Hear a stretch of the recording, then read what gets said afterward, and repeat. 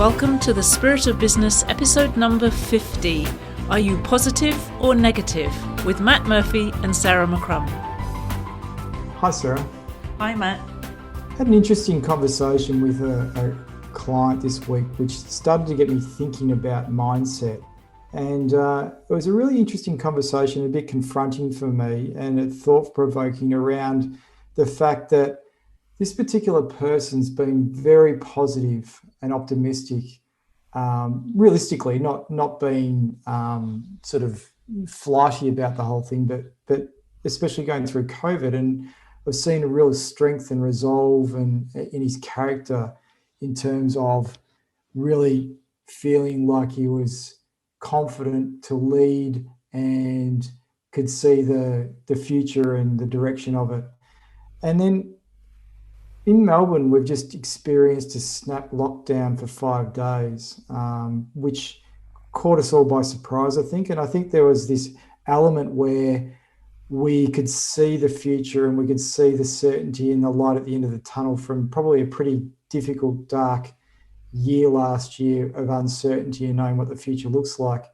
And then this really rocked this particular person's confidence around the business, because his clients were starting to say, not sure whether I want to proceed now with that sort of, service or product that he offers. And then what happened then was that he started to go into this probably negative mindset. And that's the conversation I was having with him, was very much of this uncertainty and negative mindset. And what it started me thinking about is this concept around somebody who, is naturally a positive person. And there's also the opposite to that, which is naturally a negative person or come from a negative angle. Now, I've sort of, my default, and I think there's a default position for people, and this is what I want to talk to you about today and get your thoughts around, because I know that you've spent a lot of time in this particular space, is this concept of sort of two types of people in the world, if I simplify them: those that have got a natural positive mindset and those that have got a negative mindset. And if I think about myself over the years, personally, I would probably default to negative and then have to push myself to go into the positive because I know I can't stay in the negative. But then this concept that I talk about, which is positively realistic, meaning that you're being positive, but in a realistic mindset rather than just being in this sort of idealistic fairyland mindset. So I really wanted to talk about that today, and I know that I probably had a big introduction to it and why we're talking about it, but just this concept, because I really want to understand how to get that more positive mindset for business owners, or if they do find themselves they're naturally in a positive mindset and they get a negative, how they actually manage and deal with that. So I think it'd be a good topic for today's conversation. And it's good for the two of us because I'm the type of person who tends to default to the positive. So I can always see the bright side of anything. I've had my flighty times, I would say, in my life, though nowadays I'm usually described as being grounded and practical. So I think I've kind of passed the test on that one to some extent. And it's very important also, especially in times like this, because many people are experiencing, for example, anxiety, perhaps who've never experienced it before. So they're used to being positive and optimistic, and then they suddenly find themselves with symptoms, we can say, that are very unfamiliar, and that's the scary path to be on. Or if you tend towards the negative and then the world feels very unstable still, it can be that much more difficult to get yourself into that kind of at least somewhat positive and optimistic mindset that we know works better for business. That the science is clear that optimism works better than pessimism for many different outcomes in life. So it is something we need to cultivate if it's not natural.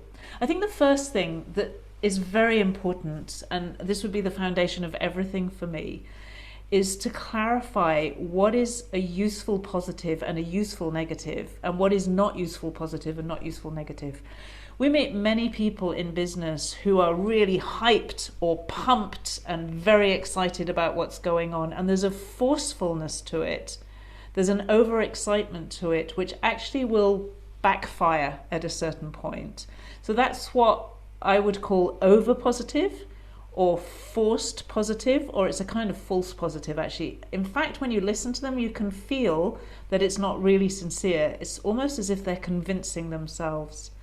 Now, you get the equivalent on the negative side. There are some people who so enjoy the drama of their negativity that they will actually tell false negative stories. They'll say things like, "Oh, I'm a complete disaster. I'm never going to make it because some small thing has gone wrong."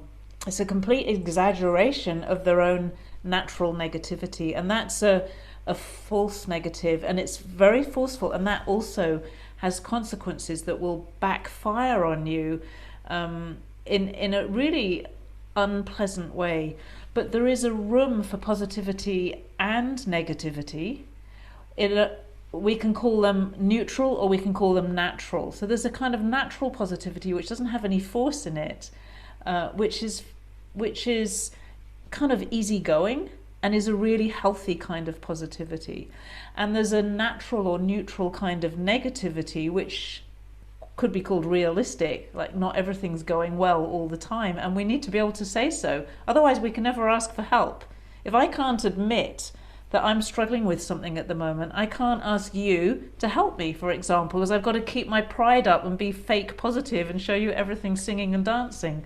So to have a natural negativity is actually a fundamental tool for any business owner.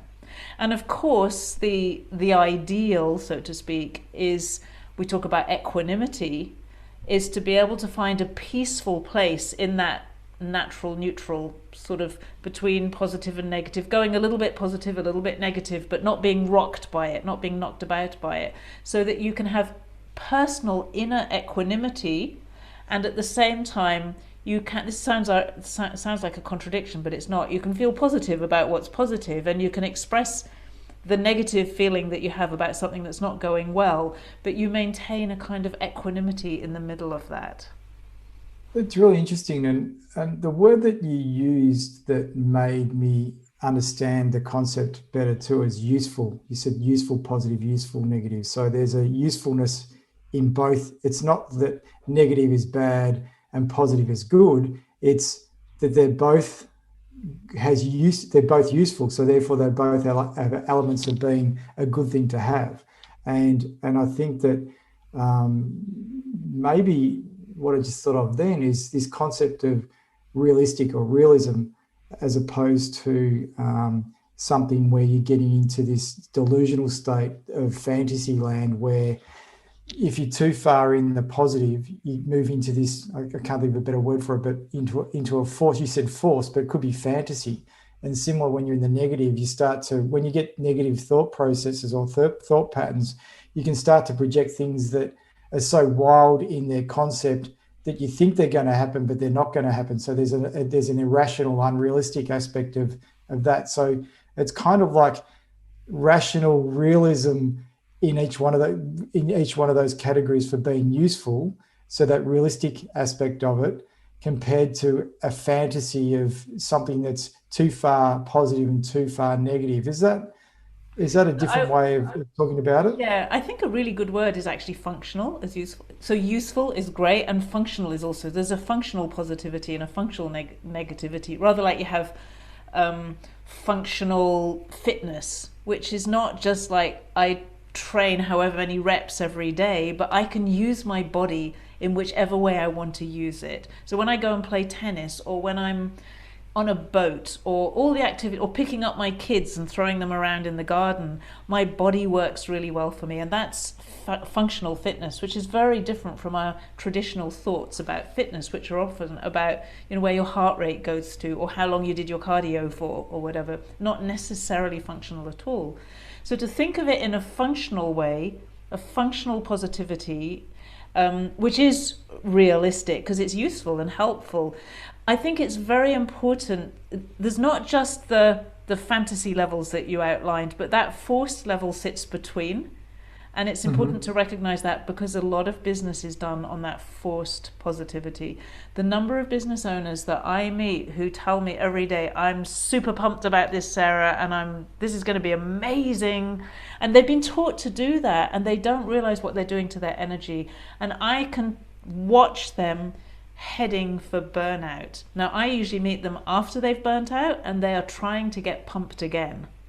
They don't realize that it was being that pumped in the first place that caused so many problems, because they're actually forcing their own personal energy. So I just want to draw attention to that, because it's probably the most common territory of most business owners who've done some personal development, is actually not in the functional, useful, rational positivity, but in the forced positivity, but not necessarily in the fantasy positivity. Which makes a huge amount of sense, and I like that sort of the bit that sits in between, which is the forced part of it, compared to the fantasy or the function. And I love the way you describe functional fitness, because we are sort of trained to think about fitness in terms of its non-functional part of it, about reps and building muscle and all that sort of stuff. But at the end of the day, you just want to, as you say, live a more functional, enjoyable life, whether that means you can play the kids or go snow skiing or do something that you enjoy doing, because there's an element of fitness there. And I probably, it actually reminded me that for many years I probably did non-functional fitness, and now I'm probably at the stage where I'm doing functional fitness, because I go, well, I'm actually doing this for a reason, so I can go and enjoy playing golf better or ski better, or do something, play with the kids more on the tennis court, those sorts of things. So that makes a lot of sense to me. But I just want to pick up this point about forced, because there's times, and this probably happens to me, so it's a personal statement, that I can wake up in the morning with a negative mindset before I've had my first real thought. Okay, so there's a default position there, and I know that I can't go into the day with without that thought process, because as a leader, you can't be super negative. You actually still have to have a positive element to you to help people, to lead people. And so then I spend a bit of time in the morning some days where I actually have to force myself, for want of a better word, going from this negative mindset into a more positive mindset to really be functional in my day. So is the forced element for that therefore useful, or still not useful in that situation? Well, one of the reasons why people often meditate in the morning is to help them shift, and there can be a degree of forcefulness to meditation, in fact, because it's often a very kind of limited focus or very repetitive action that's happening. I knew a guy who used to smile. He was quite introverted, and he used to smile all the way to work in his car, just like cheesy grin, because it worked, because it got him positive by the time he got there. And actually that is a technique that is taught to people for positive psychology, and also even for spiritual, more spiritual happiness. So it's a very legitimate thing to do. And personally, I think doing something that helps to get you out of a negativity that isn't real, like that, when you feel negative before you have thought about anything, it's just a feeling that you're judging. Actually, you're saying, I feel like this, and I don't think I should feel like this when I wake up in the morning. Now, the honest truth is, many people, when they wake up in the morning, you wake up in all your old energy that you've been shedding all through the night. It's not really surprising if you don't feel that great. And many people have to have a cup of coffee. I'm much better once I get out of bed. As soon as I'm out of bed, I'm awake and I'm alive. I don't need any coffee or anything. But I feel better when I start to move, because you actually get rid of all that energy that you've been releasing all through the night. So if you could have the thought, rather than, oh, I woke up negative, it's like, I just feel like this, I need to move. Or that I feel like this because I've been dreaming and working things out in the night and sorting out all kinds of stuff, and I don't even know what it is, and releasing fears. And so that's what I'm feeling when I first wake up in the morning. But that's not going to define my day. It doesn't have to define your day. No, it doesn't. And it's an interesting concept. And the analogy that, or the picture I have in my mind is a dog that shakes. I think a dog that shakes, it seems to shake off all that stuff that you've been lying in all night, if you know what I mean. They stretch Yeah. and they shake. They do all of that particular exercise before they get moving for the day. So maybe I need to be more of a dog. Yeah, I think you need to find your way to just, first of all, get it in your mind that there's not something wrong with waking up feeling like that. It's perfectly normal and natural. Yeah. And how great that you're not actually one of those people who's groaning, saying, "Oh, I can't do anything until I've had a cup of coffee or 2 cups of coffee," because that's probably the majority. Um, Mm. and because so much of what happens around this positive and negative is that we judge ourselves. So, especially I see this with negative people, people who tend to be on the negative side. The worst thing that happens is they judge their own feelings and they say, "I should be feeling positive."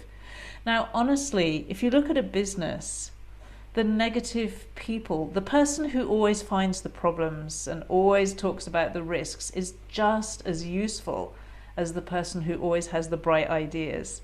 If you bring both into a room, they drive each other crazy for sure.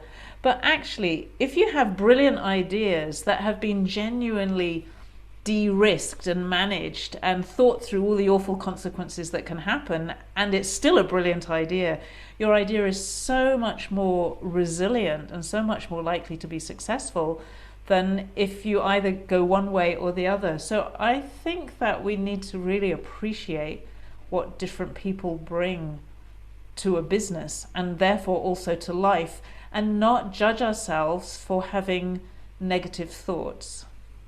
And I think that's really, really important because there's so much power that I find in a negative thought because it is sort of that, it's almost that protective element. It's almost a superpower for me sometimes to actually have those negative thoughts come into my mind so then I can solve for them before they actually become a real problem. And so you've actually then, like what you said, you've come up with the idea and you've gone through that whole process of saying, how could this possibly fail? And what do I need to do to ensure that it doesn't fail? Or if I can see that all the failure points and we can't get around them, then it's not a brilliant idea, as you say. It's an idea that's not necessarily got value in it as much that somebody has gone through that particular process. And so it's interesting that I was talking about this yesterday, this concept. My wife, we were talking about gratitude, and my wife said to me at the end of the day, she said, "I can hear you thinking when I'm going to bed." And I said, she, as in she can, hear me thinking, which she can't obviously, but she just can feel the brain kicking Maybe she over. can. Some people can. and she said, now it's time to say, like from a gratitude perspective, now it's time to say, thank you, brain, good brain. Now it's time to go to sleep, brain, so to speak.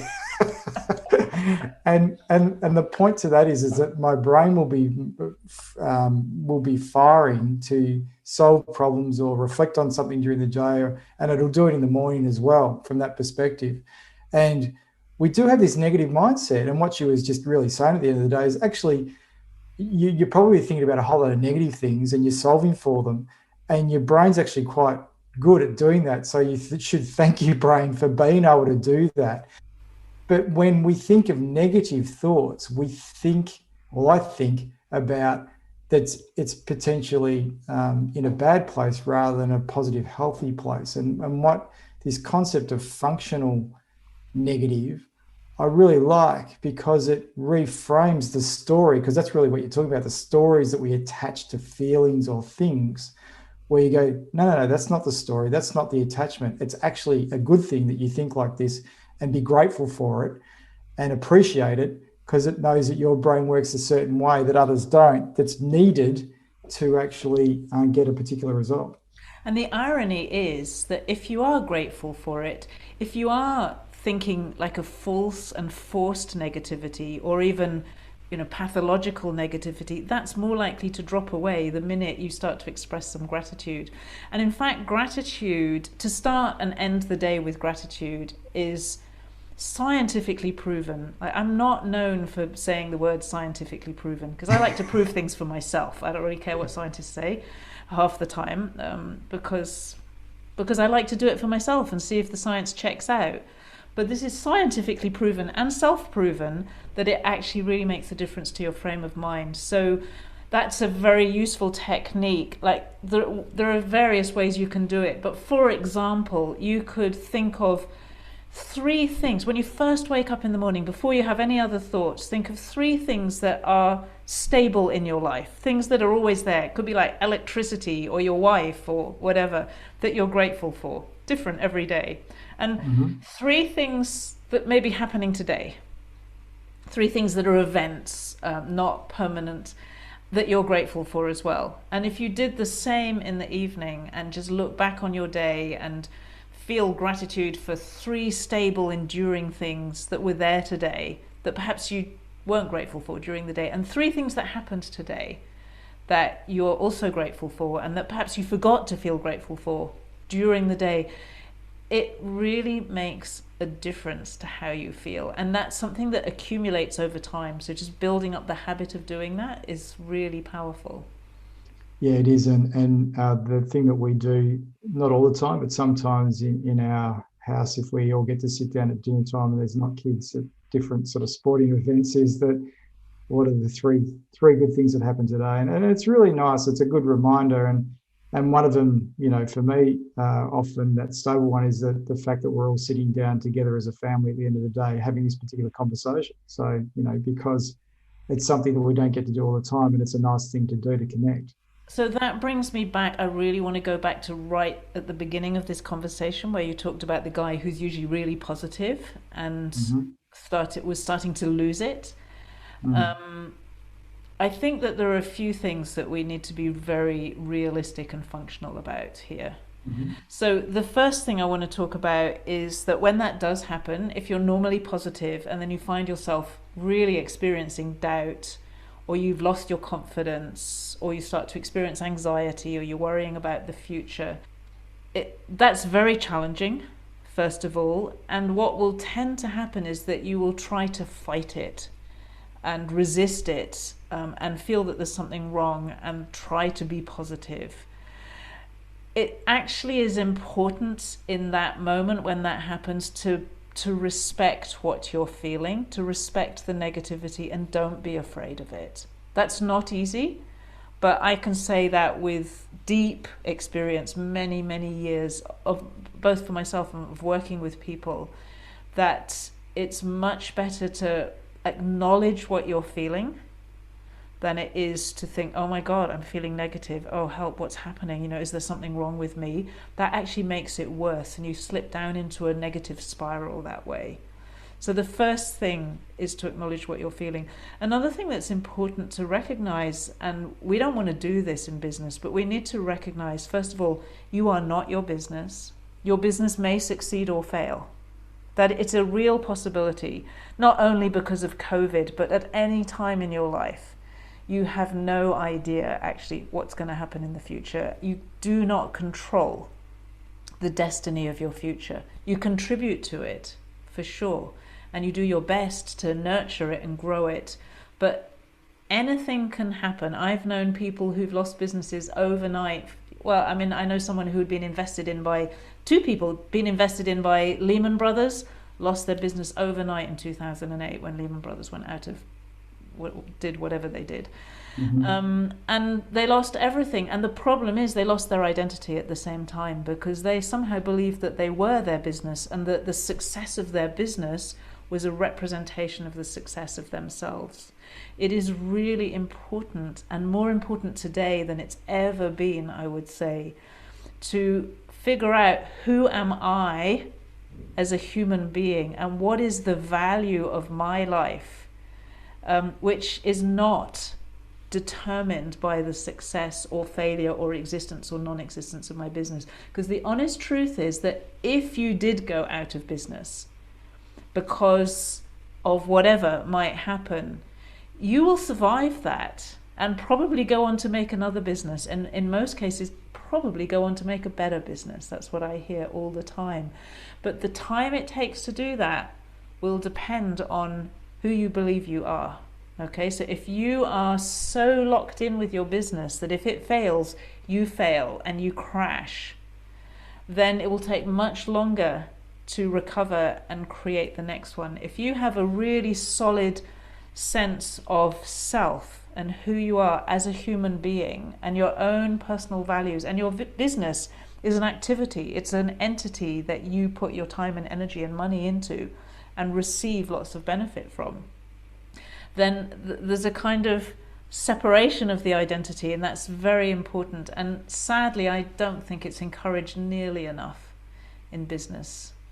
Well, it's a very difficult thing to do when you're in it, because the thing that I find on a personal level over the years, I'm probably better at it now with what you're talking about than what I have been before. But when I talk to a lot of business owners, they probably liken it to the responsibility that goes with it, because they might employ 100 people or 5 people or one person. But at the end of the day, I think that creates a greater sense of heaviness or weight or responsibility, that if it fails, they're letting other people down. It's not necessarily that they're the identity, but there's a connection to sort of, feeling responsible. So I think, and although I think there's probably a whole podcast just talking about that particular statement, because I think it's beyond the identity of the business. It's more around aligned with the responsibility that goes along with it. But there is absolutely 100% right with what you're talking about there, on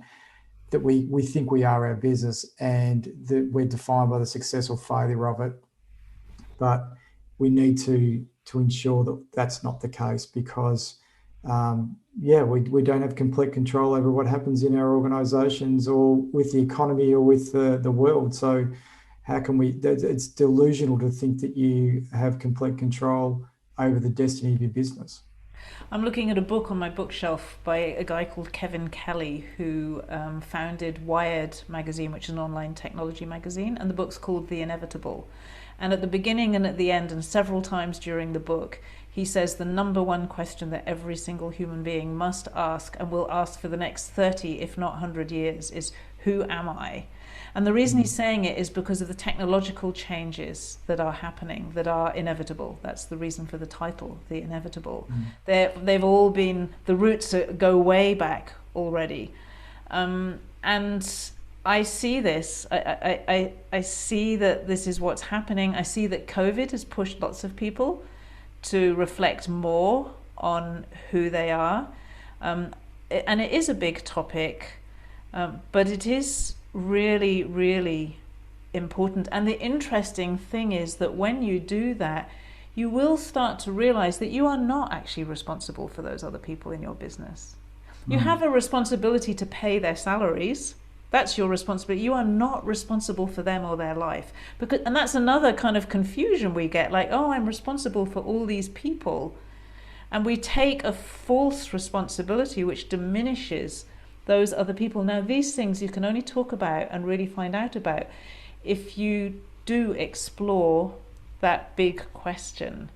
And it comes very much out of where we started here about positive and negative, because that person started to feel negative because he started to feel afraid for the future of his business. And which makes sense at a bigger picture level. Now, on a practical level, what he did was reached out to, he could sense that he probably wasn't being as probably realistically positive as what he would normally be, and reached out to have the conversation with me, because he knew that I would probably help him break that back down and move him from being in that sort of space to let's put a plan in place, or let's have a conversation about it, or let's break this down to work out what's real and what's not real, which is what we did. I sat down and said, okay, well, let's talk about what it is that your concerns are and how do we get enough information to then work out what we do next. And that was the conversation we had, which automatically settles people down. I find that if you say, okay, well, let's work out what it is that's the biggest concern, and do we have enough knowledge or information to be able to make a decision on this or not? And usually not. So therefore, let's go and get more information before we make a decision. And that's what we did. We put a plan in place, got the information, and then now he's feeling a lot better because he can make an informed decision. And I think that information helps a lot too. Now, doesn't give us complete certainty, we don't have complete control, but at least we have we've been responsible around making decisions with as much information as you possibly can. And to me, that's a perfect example of what we can call functional negativity and positivity. Because when you look at the numbers and the information, you can say, yes, there is a problem here. This bit's actually fine and there's nothing to worry about there. So you find what's positive and what's negative, and it's completely neutral. It's just information. And that's functional because we don't really need to have feelings. We can say, that's not working well. I can feel fine about that. And like you say, put in a plan to do something about it. So that's a really beautiful example of exactly what we've been talking about. And what you just said then was attaching emotional feelings to something, and you don't always have to do that.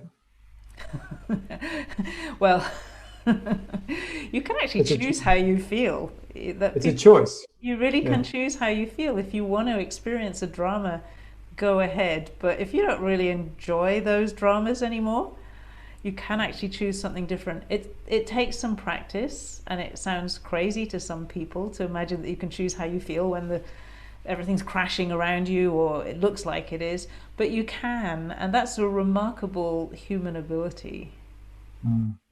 Just a difficult thing to do to implement sometimes, as we know.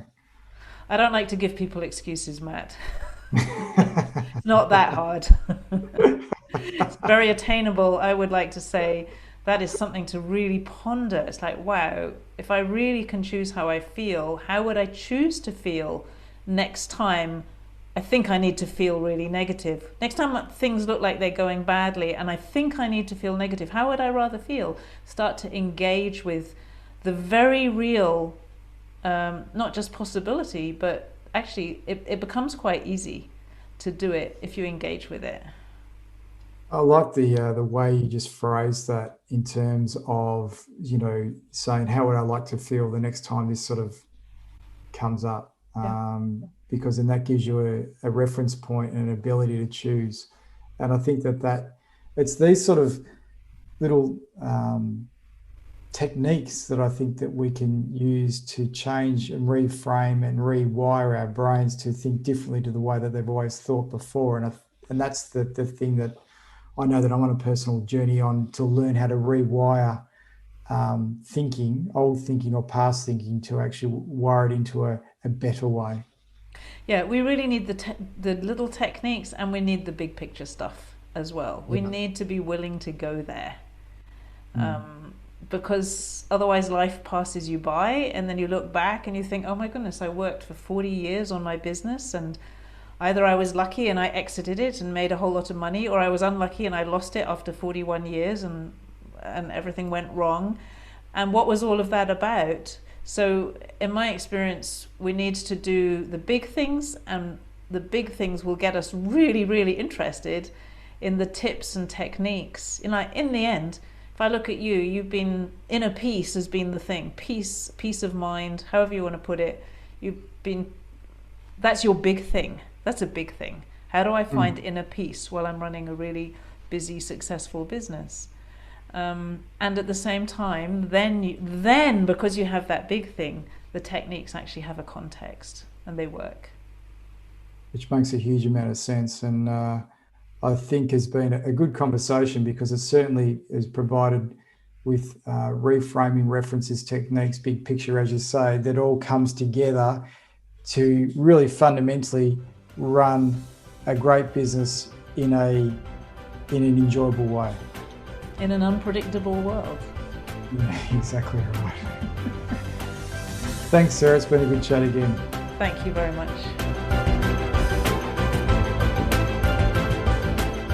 Thank you for listening to The Spirit of Business with Matt Murphy and Sarah McCrum. We'll be back next week with another episode. You'll find the show notes with links and other useful information on our website, spiritofbusiness.live. And if you enjoyed this podcast, please share it with your friends.